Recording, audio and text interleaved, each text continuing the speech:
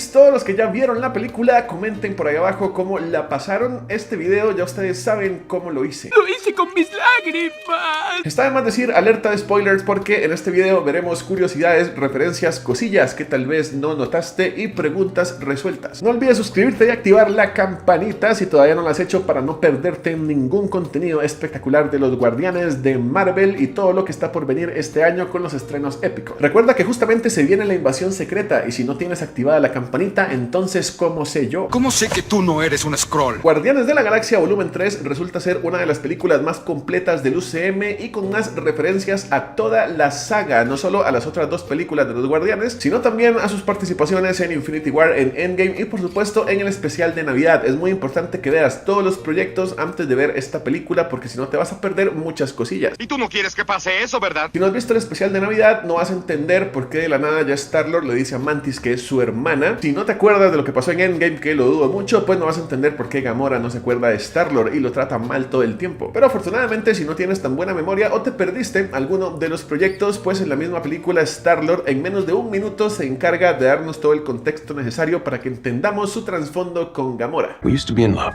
She was my girlfriend, only she doesn't remember it. Because her dad threw her off a magic cliff and she died. Everyone else who died in the past stayed dead, not her. Why? Was it the magic cliff? I don't know. That's some freaking Infinity Stone scientist. You left out some important information, but that is the gist of it. En esta película empieza donde terminó justamente el especial de Navidad de los Guardianes de la Galaxia y estamos en el planeta Nowhere, que si no se acuerdan es la cabeza del Celestial que apareció desde el volumen 1. Antiguamente esta cabeza o este planeta era el hogar del coleccionista, pero después de la desaparición del coleccionista los Guardianes lo utilizaron para hacer su base principal. E incluso llegaron a mejorarla porque en los ojos del Celestial construyeron unos cañones mamadísimos que casi al final de la película estarían utilizando para destruir la nave del Alto Evolucionador. Ya saben que no se puede mencionar al Alto Evolucionador sin decir ¡desgraciado! Una pregunta muy interesante es si algún día en el pasado el Alto Evolucionador se habrá interesado por las gemas del infinito para perfeccionar su plan de la raza perfecta. Durante la película se hizo mucha referencia a las gemas del infinito y a Thanos, pero nunca se conectó esto con las motivaciones del Alto Evolucionador. Porque pensándolo bien, si él tenía la motivación de crear a una raza perfecta, pues la gema de la realidad habría sido de mucha ayuda. Podría usarla para modificar a las especies a su antojo, o pudo haber usado también la gema de la mente para ponerles la inteligencia que quisiera a las criaturas, o la gema del tiempo para devolverse si algo no le salía bien y experimentar infinitas veces, o lo que sea, pero simplemente nunca se especificó si el Alto Evolucionador se interesó por las gemas o si nunca supo que existían. ¡Desgraciado! Y tampoco se especificó qué pasó con él cuando Thanos chasqueó los dedos. Eso es muy interesante porque pudieron pasar dos cosas. La primera es que él se haya blipeado y pues no se diera cuenta, así que no fue gran cosa, pero la segunda es que no se haya blipeado y que él haya visto como la mitad de la Contratierra y de todas sus creaciones de repente se hacían polvo. Eso es muy interesante porque se nos demuestra que la voluntad de Thanos superó a la voluntad y las motivaciones de cualquier otro villano durante la saga del infinito. Así que no importa si el Alto Evolucionador, si el Celestial Arishem o si cualquier otro personaje tenía motivaciones fuertes en el universo, la voluntad de Thanos de reducir todo a la mitad fue más fuerte. Así es, comandante.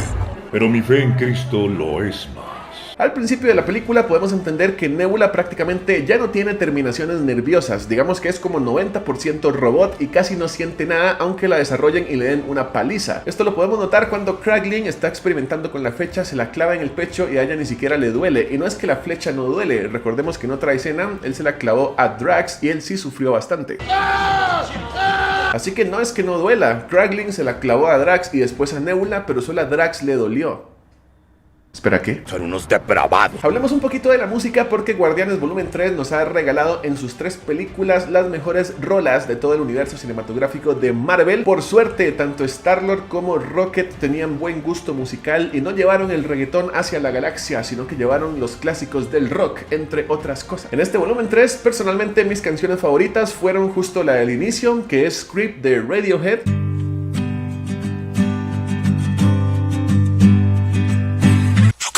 Y mi otra canción favorita fue justamente la que le pusieron a la entrada de Adam Warlock. Creo que le quedó perfecta ahí cuando venía volando y se escuchaba esa canción.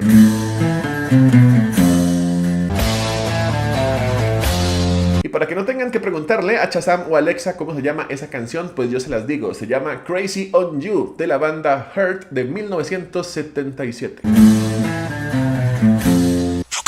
Hablando de Adam Warlock, en esta película evidentemente le cambiaron bastante el origen con respecto a los cómics, y algunos que no lo conocen se preguntarán, ¿será que Adam Warlock era así de infantil o así de bobo? Pues en realidad hay muchas historias de los cómics donde él se ve bastante sabio y bastante poderoso, con la mente tan equilibrada como para maniobrar él solito las gemas del infinito, aunque también tenía una contraparte loca que se llamaba Magus, así que no es precisamente que el personaje esté muy bien de la cabeza. Sin embargo, como les dije en el videillo anterior, si lo vemos como una introducción, si tengo esperanza de que Adam Warlock pueda ser bien utilizado en el futuro, sobre todo porque sí respetaron bastante el nivel de poder que tiene. ¡Pum! ¡De desarrollo! De hecho, cuando Kraglin utiliza esta flecha para neutralizarlo, no es que no la haya utilizado bien del todo, sí se la mandó con fuerza. Lo que pasa es que la piel de Warlock es tan dura que incluso un ataque tan poderoso como este, que atraviesa el pecho de Nebula, no es capaz de hacerle ni cosquillas a Adam Warlock, así que realmente es uno de los personajes más poderosos que hemos visto en todo el UCM. ¡Pum! Otra referencia es que aunque en los cómics Adam Warlock no fue creado por el Alto Evolucionador, sí se relaciona con él en sus orígenes, y es que justamente el Alto Evolucionador contrata a Adam Warlock para poner orden en la Contratierra, así que sí son dos personajes que han tenido mucha relación, simplemente que el origen en la película fue un poco diferente. Y también se estarán preguntando qué demonios es la cosita que tiene él ahí en la frente. En los cómics esta piedrita es nada más y nada menos que la gema del alma, así que Warlock es el portador original de esta gema en las historietas. Sin embargo, en la película ya no existen las gemas, ya Thanos las redujo a átomos, así que ¿qué demonios es lo que él tiene ahí? Nunca lo sabremos. Pues aunque eso es algo que de momento no tiene respuesta, estoy seguro que no se la van a poner ahí solo de adorno, y en el futuro seguramente le darán un uso. Posiblemente conecten esa cosa que él tiene ahí en la cabeza con la conciencia cósmica o con algo impresionante que ponga el personaje en niveles que jamás imaginamos. ¡De desarrollo! ¿Qué pasó con el brazo de Bucky que le regalaron en el especial de Navidad a Rocket? La verdad es que sí esperaba verlo en la película porque fue el regalo más importante de todo el especial, y no quiero pensar que esto simplemente fue algo chistoso para el especial, pero que después lo van a descanonizar o algo así. De hecho, cuando veamos la película de Capitán América 4, debería haber alguna referencia de que Bucky un día se levantó de su cama y su brazo ya no estaba. ¿Qué le pasó a mi brazo? Se confirma que Rocket sí es un mapache sacado de la Tierra, y a pesar de que durante toda la saga Rocket estuvo negando ser un animal u otro, You stupid raccoon. Don't call me a raccoon! al final de la película vemos que por fin él lee la especie a la que pertenece, que es el raccoon. Y uno de los momentos más impresionantes de toda la película es justamente cuando Rocket le dice al Alto Evolucionador que se llama Rocket Raccoon. Rocket Raccoon. ¿Y cómo sabemos que es un mapache de la Tierra y no de algún otro planeta donde también existan mapaches? Pues el Alto Evolucionador le confirmó a Star-Lord cuando estaban hablando que algún día él llegó a visitar la Tierra y se inspiró en la sociedad que observó para crear la Contratierra. Entonces es muy probable que cuando él estuvo en la Tierra tomara muchas especies de animales, entre ellos los mapaches, y ahí fue donde comenzó sus mejores, entre comillas, experimentos. ¡Desgraciado! La referencia que les voy a decir a continuación no es real, pero yo la quería meter como fan de Crash Bandicoot, y es que las motivaciones del Alto Evolucionador se me parecieron muchísimo a las motivaciones de Neocortex. Si no han jugado Crash Bandicoot, les cuento que el villano Neocortex odia a los humanos y él experimentaba con animales para crear una raza perfecta que lo ayudara, una especie de ejército de animales inteligentes. Pero justamente Crash Bandicoot era su experimento principal, solo que sale mal, Crash se escapa, y durante el resto de los videojuegos Cortex está peleando contra Crash todo el tiempo, que fue su experimento principal que se escapó. Se ven muy similares. Al principio hablábamos de Nowhere como la nueva base de los Guardianes de la Galaxia, y antes de que los Guardianes lo tomaran de base, en este sitio ya vivían muchas personas que estaban relacionadas con el coleccionista, así que es normal que de repente durante la película tengan cameos. El principal de ellos fue Howard el Pato, que lo vemos por ahí jugando cartas con Cosmo y con Kraglin, fue uno de los cameos más épicos. ¡Qué asco! Cuando aparece el nuevo equipo o la nueva familia a la que Gamora pertenece, podemos ver a un personaje interesante con poderes que seguramente a ustedes se les hacen conocidos. Y estoy hablando de Krugar. Si de repente están viendo que él hace portales igualitos a los de... ¡El hechicero! es justamente porque Krugar en los cómics también es un hechicero. La diferencia es que es alguien galáctico, pero prácticamente podemos ver que tiene los mismos poderes, tiene la capacidad de hacer portales, siendo el único personaje mágico en esta agrupación de los Ravagers. Además, el personaje es mudo y no tiene facciones muy claras, así que cuando quiere expresar sus emociones, crea como una especie de magia para mostrar si está feliz o si está triste. Definitivamente es un super hechicero del cosmos. ¡Tus grandes poderes! Siguiendo con cameos, el mejor de todos o el más emotivo de toda la película fue justamente el cameo de Yondu. Era necesario que apareciera Yondu no solamente por el fanservice, sino porque Kraglin de verdad no era capaz de utilizar la flecha correctamente porque no había entendido la clave para utilizarla. Y la clave es la que Yondu nos recuerda: tienes que hacerlo con el corazón. De repente aparece ahí como el fantasma de Yondu y es un cameo simplemente impresionante que le sacó una lagrimilla a más de uno.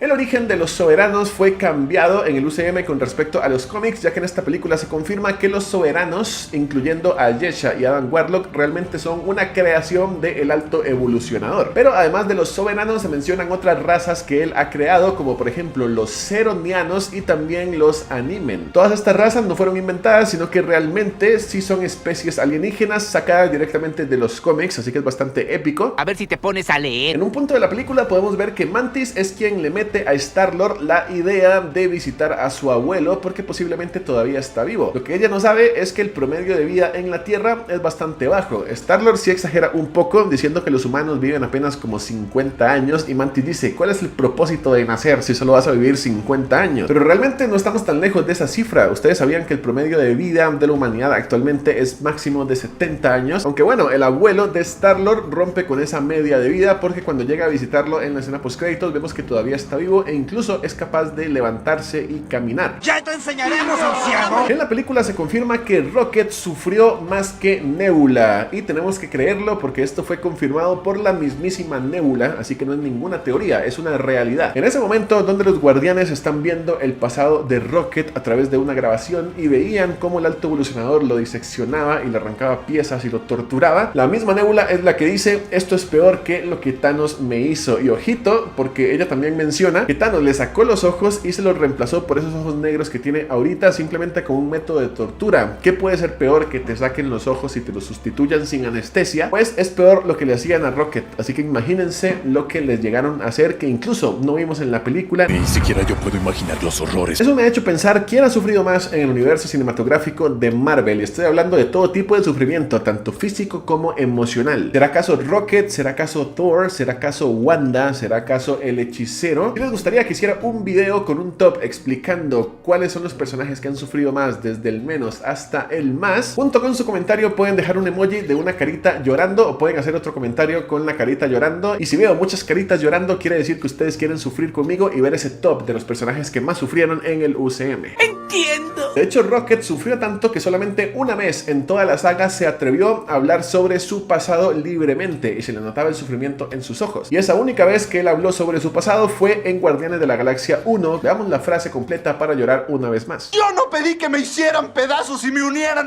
una y otra vez hasta convertirme en un pequeño monstruo. El origen de Layla en la película es bastante similar al de los cómics, conectada con el Alto Evolucionador, parte de una experimentación y por supuesto conectada con Rocket. Sin embargo, en la película me pareció incluso más trágico y más duro todo este tema de Layla porque se nos confirma que ella nunca vio la luz del sol en el universo cinematográfico de Marvel. Al menos en los cómics ella sí tuvo ciertas aventuras con Rocket y sí salía y sí conocía el espacio, pero en el UCM ella toda su vida se la pasó siendo experimentada y encerrada en una jaula. Ella simplemente podía soñar con algún día ver el cielo, con algún día ver la luz, pero nunca pasó eso porque una bala en su espalda lo impidió. Es muy bonito tener...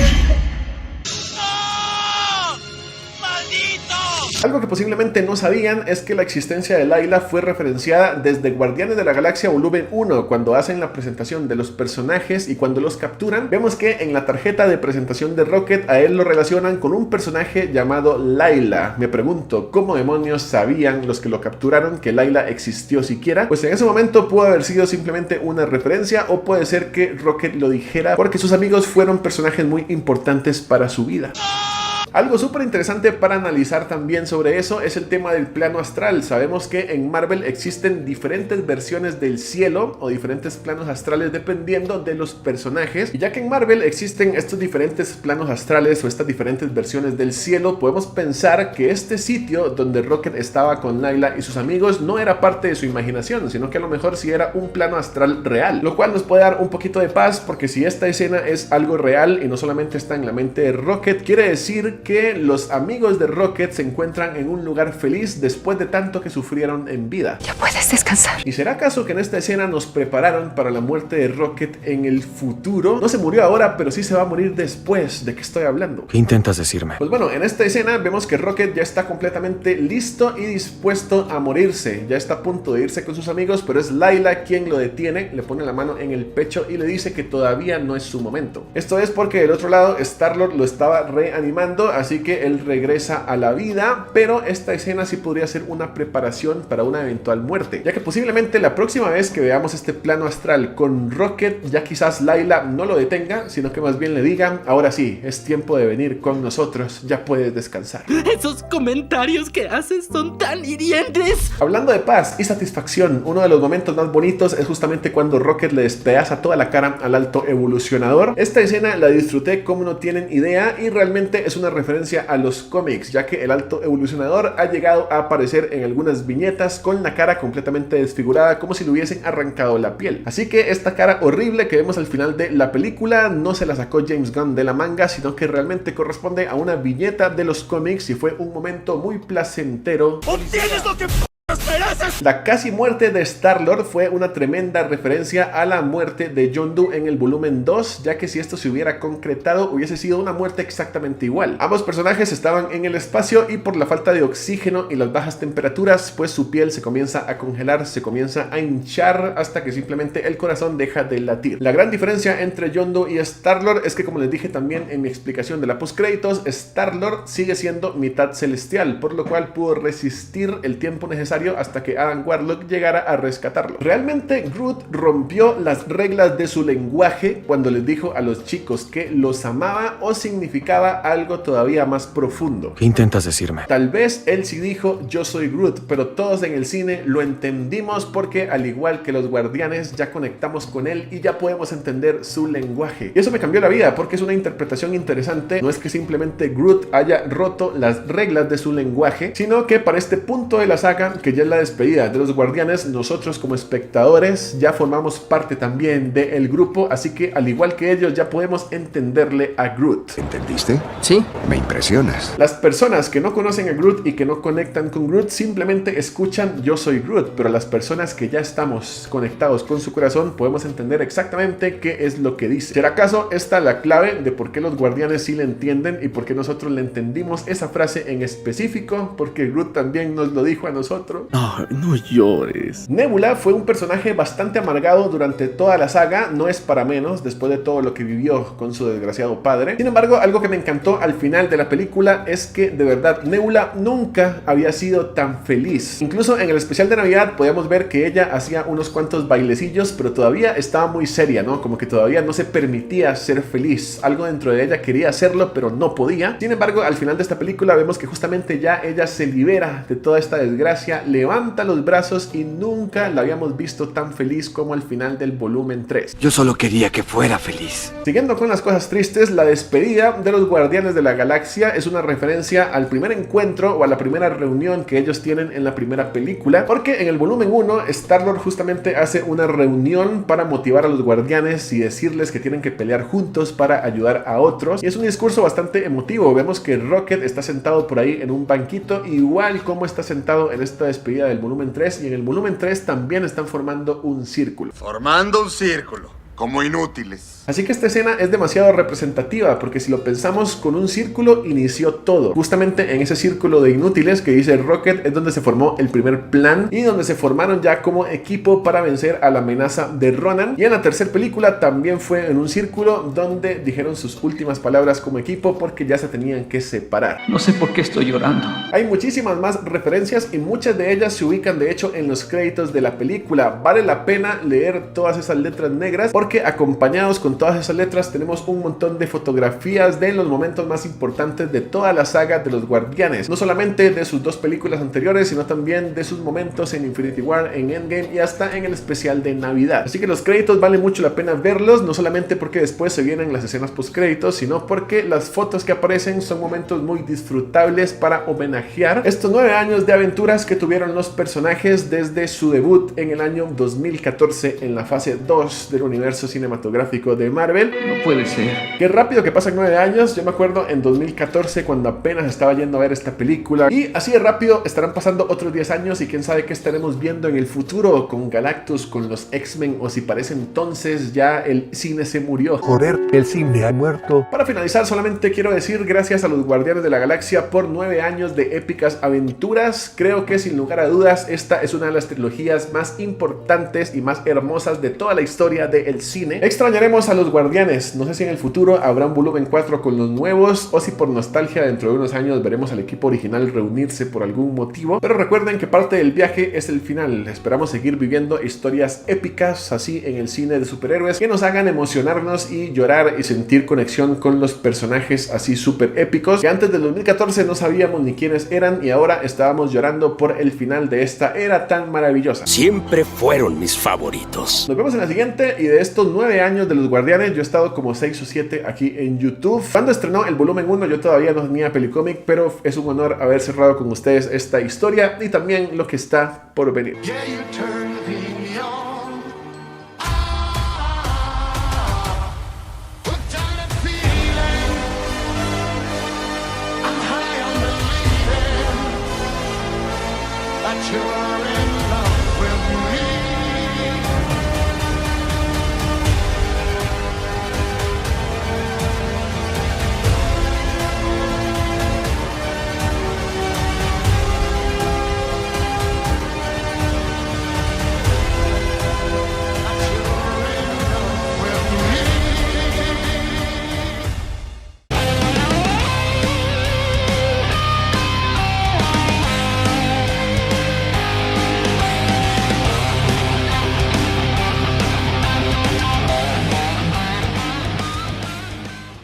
Adiós, vaquero.